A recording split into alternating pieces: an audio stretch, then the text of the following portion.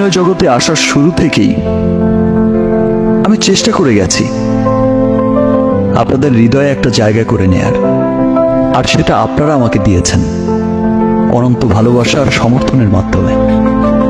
আমি বরাবরই বিশ্বাস করেছি নিজের স্বপ্নকে পূর্ণ করার পথে কোনো সীমা থাকা উচিত নয়।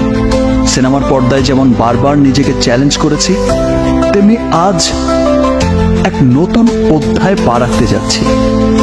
নতুন এই পথ আমার কাছে যেমন ভালো লাগার, তেমনি অনেক চ্যালেঞ্জেরও।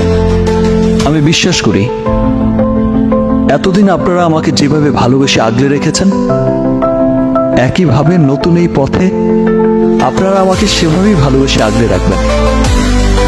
এবারের আসন্ন বিপিএলে ঢাকা ক্যাপিটালসের হয়ে উল্লাসে মেতে উঠবো আমরা সবাই।